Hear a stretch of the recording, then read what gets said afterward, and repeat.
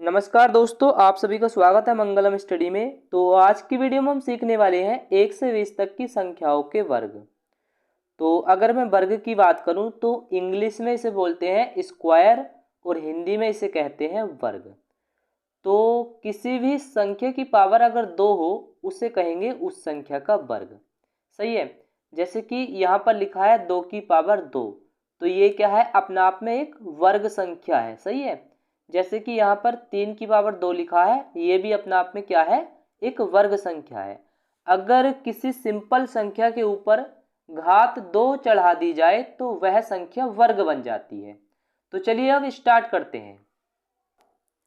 तो सबसे पहले हम लेते हैं 1 के वर्ग को।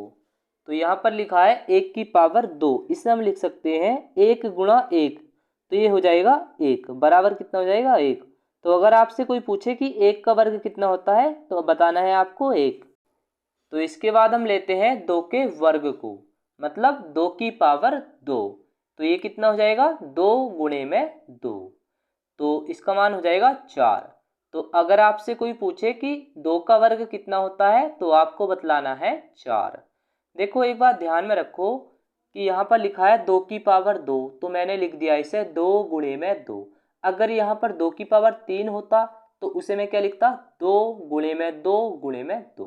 जितनी पावर हो उतनी ही बार गुणा करनी है। सही है। अगली संख्या है 3 का वर्ग, मतलब 3 की पावर 2। तो इसे हम लिख सकते हैं 3 गुणे 3, तो बराबर कितना हो जाएगा 9। तो अगर आपसे कोई पूछे कि 3 का वर्ग कितना होता है तो आपको बतलाना है 9। तो अगली संख्या है 4 की पावर 2, मतलब 4 का वर्ग। तो इसे हम लिख सकते हैं 4 गुणे 4, तो बराबर कितना हो जाएगा 16।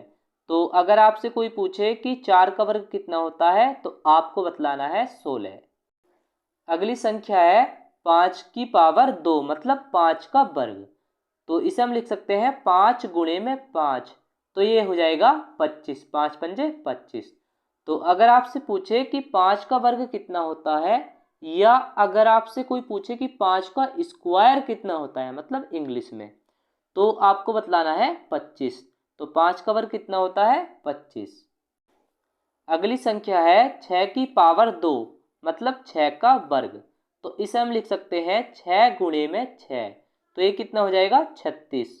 तो अगर आपसे कोई पूछे कि 6 का वर्ग कितना होता है तो आपको बतलाना है 36। तो अगली संख्या है 7 की पावर 2, मतलब 7 का वर्ग। तो इसे हम लिख सकते हैं 7 गुणे में 7, तो बराबर ये कितना हो जाएगा 49। तो अगर आपसे कोई पूछे कि 7 का वर्ग कितना होता है तो आपको बतलाना है 49।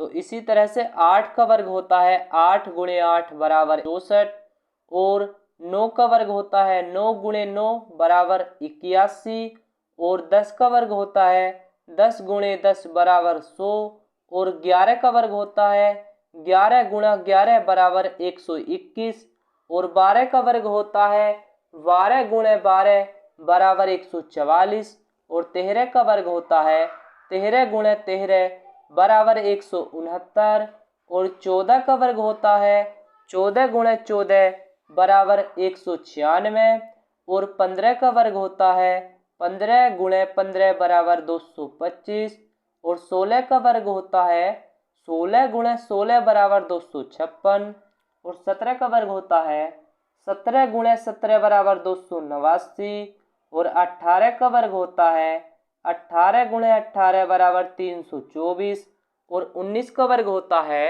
19 गुणे 19 बराबर 361, और 20 का वर्ग होता है 20 गुणा 20 बराबर 400।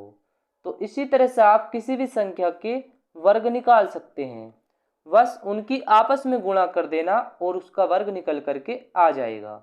जैसे हमें 25 का वर्ग निकालना है तो हम क्या करेंगे, 25 की गुणा 25 में कर देंगे और उसका वर्ग निकल करके आ जाएगा। तो किसी भी संख्या का वर्ग निकालने के लिए उस संख्या को 2 बार आपस में गुणा कर दो, बस वर्ग निकल करके आ जाएगा। तो आज की वीडियो में इतना ही। हम मिलते हैं अपनी अगली वीडियो में, तब तक के लिए जय हिंद।